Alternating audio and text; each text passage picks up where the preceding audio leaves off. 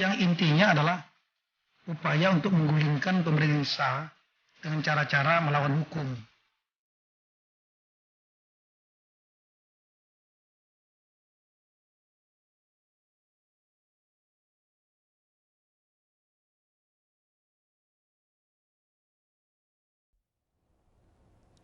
Ya, pemirsa, sudah tepatkah langkah Polri dalam menangani kasus makar dan aksi-aksi demo di tanah air? Itulah salah satu pertanyaan yang mengemuka dalam rapat dengar pendapat antara Kapolri dan Komisi 3 DPR siang tadi. Dan kami akan membahasnya malam hari ini bersama narasumber kami yang telah hadir pada malam hari ini, pengamat kepolisian Alphonse Lemau dan pengamat politik Adi Praitno. Selamat malam Pak Alphonse. Selamat malam. Selamat malam Mas Adi. Selamat malam Mas Aryo. Saya ke Pak Alphonse terlebih dahulu. Pak Alphonse, salah satu yang mengemuka dalam RDP antara Komisi 3 atau Komisi Hukum DPR dengan Kapolri yang tadi adalah penanganan masalah makar.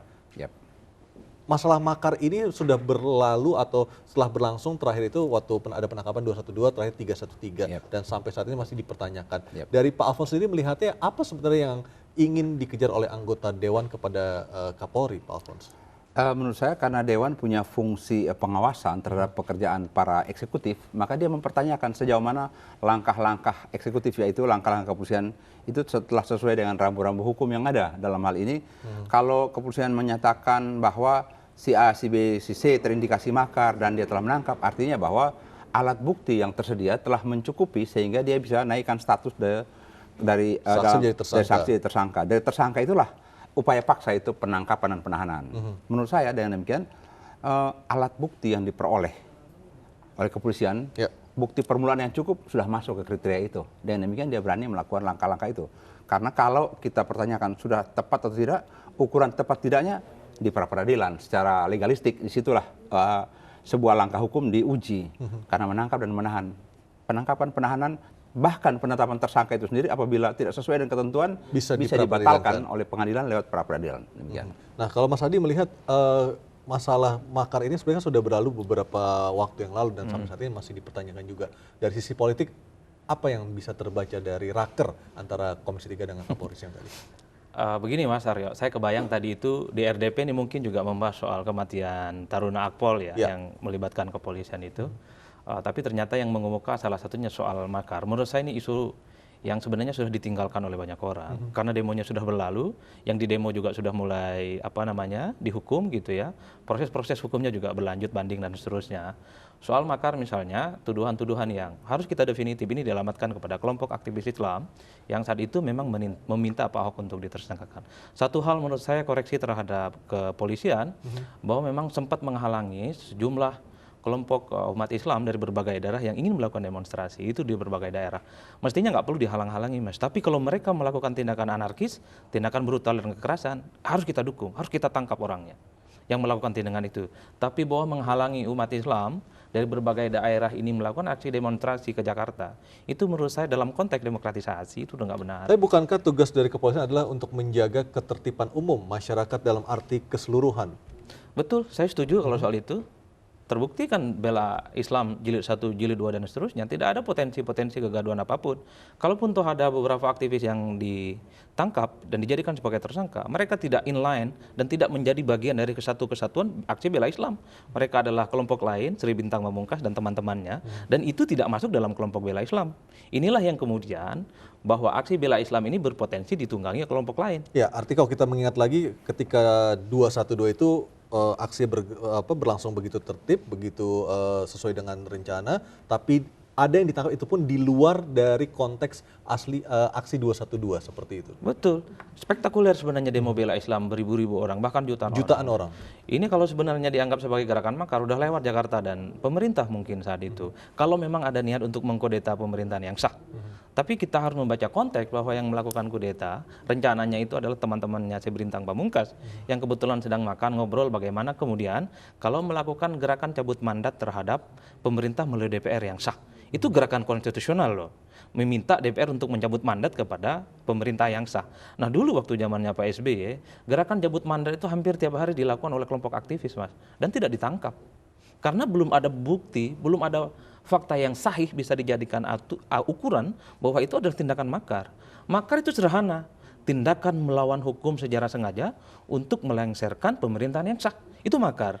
Pertanyaannya adalah, kalau itu dilakukan oleh DPR misalnya, melakukan kudeta terhadap pemerintah yang sah, apa polisi mau menangkap anggota DPR? Kan banyak sebenarnya musisi tidak percaya yang dimunculkan oleh bukan hanya kelompok aktivis, tapi juga muncul dari kelompok-kelompok parlemen. Nah, ini yang menurut saya polisi itu jangan hanya memaknai bahwa potensi makar hanya muncul dari ekstra parlementer, tapi juga berpotensi ada di dalam. Baik, Terutama dulu waktu masih KMP dan KEH cukup kuat saat itu. Itu Pak yang harus Alfons, apakah dipersiapkan. Bapak juga melihat hal yang sama? Menurut Mas Adi, polisi hanya melihat kekuatan ekstra parlementer dalam kasus percobaan atau kasus makar ini? Kalau saya melihat dalam melaksanakan tugas-tugasnya itu polisi menganut prinsip preemptif, preventif, sampai represif. Langkah makar merupakan langkah yang paling akhir ditempuh dengan represif, yaitu penangkapan penahanan. Preemptif dan preventifnya itu apa? Mencegah agar kegiatan-kegiatan demokrasi ini, seperti demokrasi ini, jangan sampai merupakan sebagai upaya paksa. Taruhlah seperti yang kita dengar beberapa kali saat yang lalu, berkumpul supaya mau masuk menduduki DPR sehingga memaksakan kehendak. Nah, polisi dalam mengantisipasi tersebut kan dia punya langkah-langkah intelligence dalam rangka information gathering dan sebagainya. Mungkin kita sendiri belum banyak yang mendengar apa sih yang polisi lacak, dengar dan sadap untuk mengikuti berbagai kegiatan-kegiatan seperti itu. Karena kita bisa dengar pada persidangan dan sebagainya yang lalu-lalu bahwa sebelum langkah begini begitu ada persiapan-persiapan. Nah, persiapan-persiapan di negeri ini siapapun boleh bikin apa saja. Tetapi kalau misalnya ada niat datang misalnya ke DPR terus mau nyerobot masuk sehingga itu waktu ada penjagaan yang ketat. Ya. Sebenarnya logikanya kan rumah rakyat itu kan masuk kapan saja boleh. Tapi sesuai juga ada aturan dengan tidak bisa seenaknya juga kan. Semua pasti ada aturan ya. Di situlah ada rambu-rambu hukum karena jangan sampai terjadi seperti kita lihat tahun 97 menduduki dewan dan sebagainya. Sekarang kita omong reformasi seolah-olah.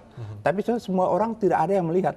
Sebenarnya itu kan campur tangan luar yang membuat Pak Harto dan menghadapi IMF tertekan dan kondisi itu menjadi seperti bergulirnya awal reformasi. Karena begini, banyak kita di Indonesia ini melihat itu sebagai sebuah terobosan hebat, tapi tidak melihat bahwa itu campur tangan asing. Seperti contoh, hari ini banyak juga orang omong G30 PKI tahun 65 dan sebagainya. Mereka lupa CIA buka sebuah dokumen Jakarta model. Ya, ada keterlibatan pihak asing Dalam di mana tahun 65 itu. Model di Chili, Pinochet dijatuhkan tuh gaya Jakarta. Jakarta model dipakai. Apa yang terjadi Jakarta model? Jadi kita pertanyakan, apakah memang itu zaman Tritura itu untuk menjatuhkan Soekarno atau memang CIA punya tangan menggunakan potensi dalam negeri menjatuhkan pemerintahan yang sah. Nah, ini juga demo-demo sekarang. Cuma kita tidak lihat demo sekarang siapa gerangan, apakah mungkin saja ada kaitan karena Freeport mau digoyang-goyang dan sebagainya. Ini mungkin kajian-kajian yang lebih komprehensif eksternal.